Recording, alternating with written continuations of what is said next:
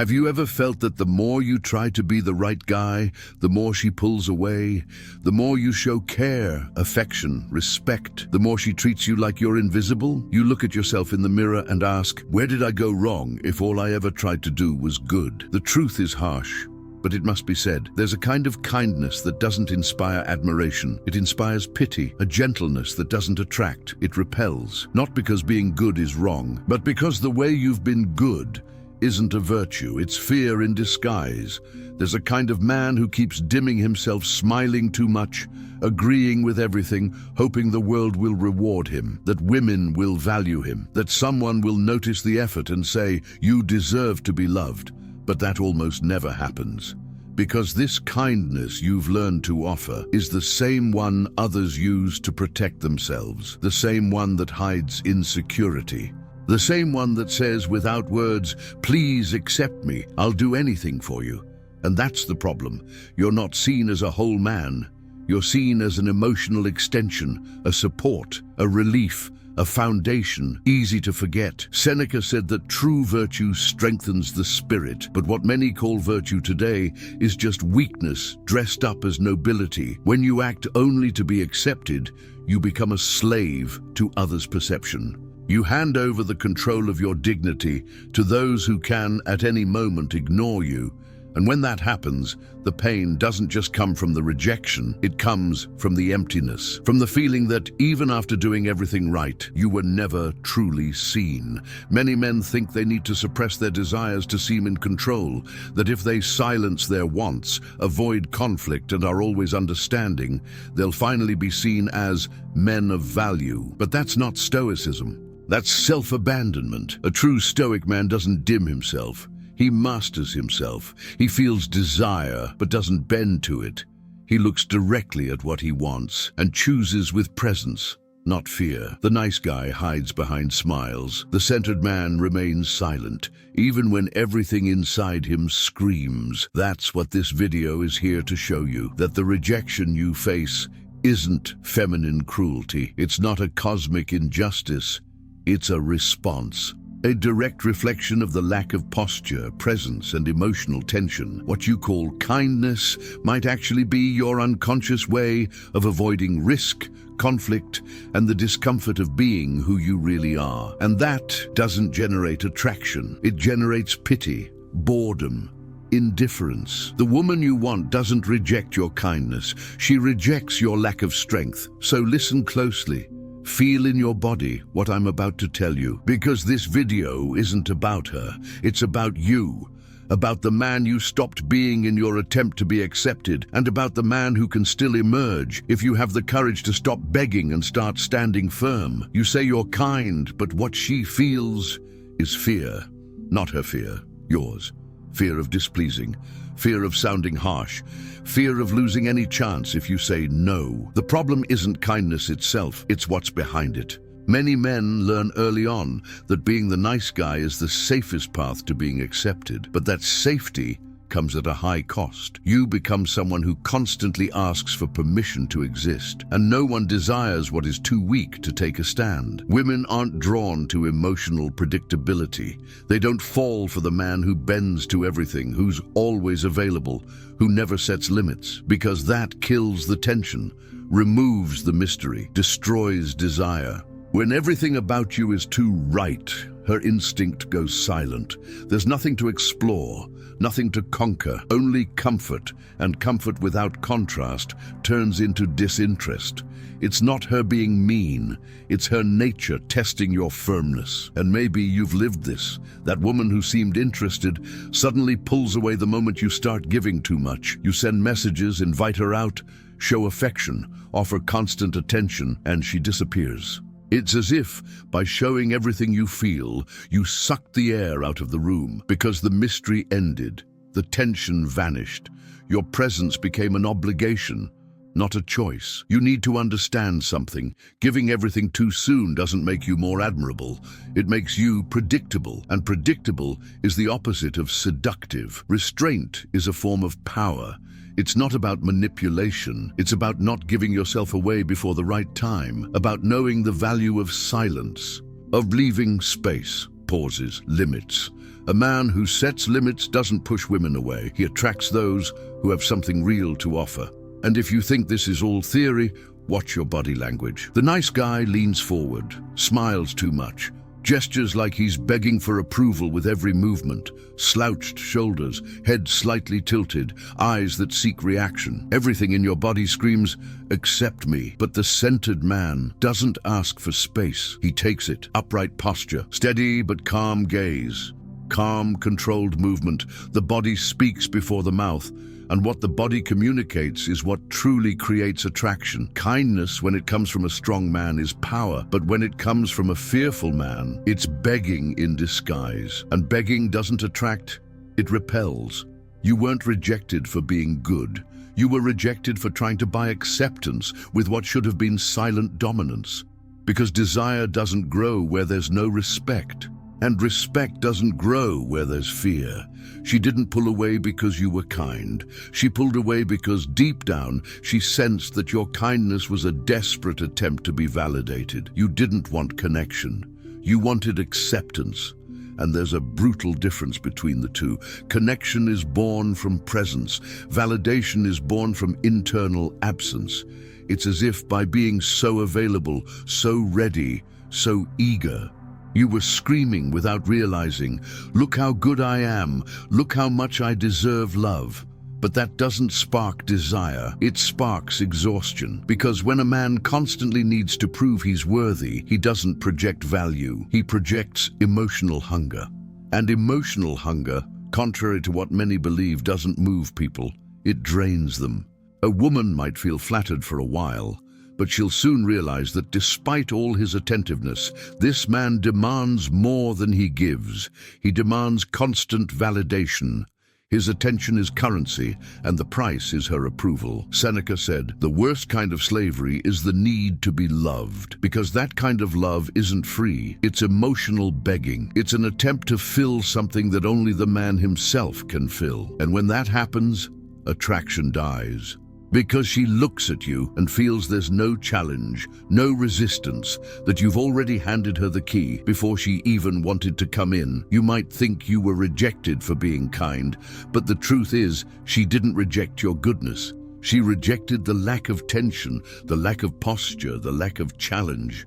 And that needs to be clear. She's not looking for someone to put her on a pedestal, but for someone who keeps his feet firmly on the ground, even when she tries to shake him. What attracts a woman is not a man who says yes to everything, but the one who can hold silence, even when everything inside him wants to please. When you feel the urge to talk, to explain yourself, to fill every silence with compliments, favors, or promises, stop, breathe, and notice how much you're trying to be accepted because you're afraid of being forgotten. A strong man doesn't need to say everything he feels. He leaves space for the other to feel him, because there's power in discomfort, there's respect in the unspoken.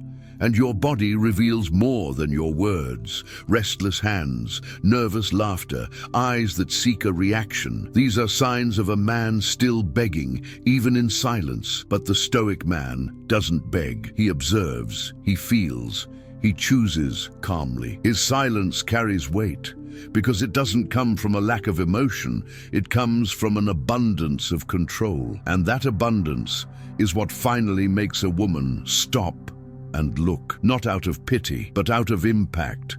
Because a man who doesn't seek to be accepted is already by nature respected. You believe that if you do more, you'll be loved more, that the more you show, the more you give, the more you sacrifice, the more she'll see your value. But that's not how it works. Excess suffocates. Constant presence doesn't bring people closer, it wears them out. There's an invisible line between dedication and begging, and many men cross that line thinking they're being intense, when in truth they're being consumed by their own neediness. Rejection in this case isn't due to a lack of effort, it's due to an excess of it. Too much emotional presence dulls the senses, like a song played 1,000 times. At first, it enchants, then it irritates. Behind your giving lies an unspoken question.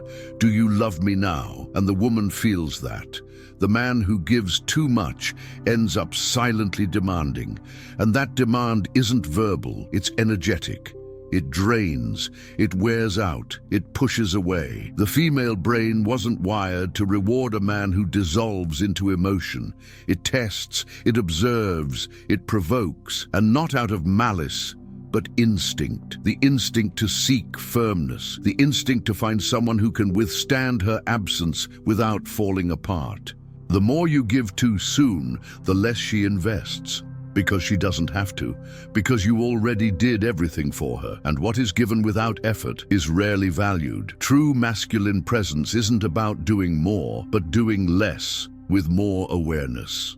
About noticing the impulse to please and holding it. About sensing the anxiety to fill space and choosing silence. About recognizing that your absence sometimes says more than your desperate presence. That's Stoicism applied. Measured action, self-control expressed through energy. A man in excess gives his body before his soul. He projects himself, he bends, he anticipates, he offers everything before being invited to stay, and that communicates desperation. Now imagine the opposite, a man who trains the pause, who takes a step back when everyone rushes forward, who holds the emptiness with dignity. This man doesn't beg. He imposes himself through absence, and his absence is not avoidance, it's language. The woman notices all this, even without understanding, even without being able to explain. She feels it, and she feels it deeply, because the man who can be present without dissolving is rare, is valuable, is remembered even when he walks away, because his strength wasn't in how much he did, but in how firmly he stood while the world demanded urgency, surrender, and haste. When you show yourself completely right from the start, when you reveal all your intentions, feelings, desires, and fears, you're not being transparent. You're being predictable, and the predictable doesn't stir, doesn't provoke, doesn't create desire, because desire is born from doubt, from curiosity, from the space between what is said and what is felt. And a man who reveals everything he thinks before even being read cancels out his own magnetism. The female mind, by nature, orients itself through signals.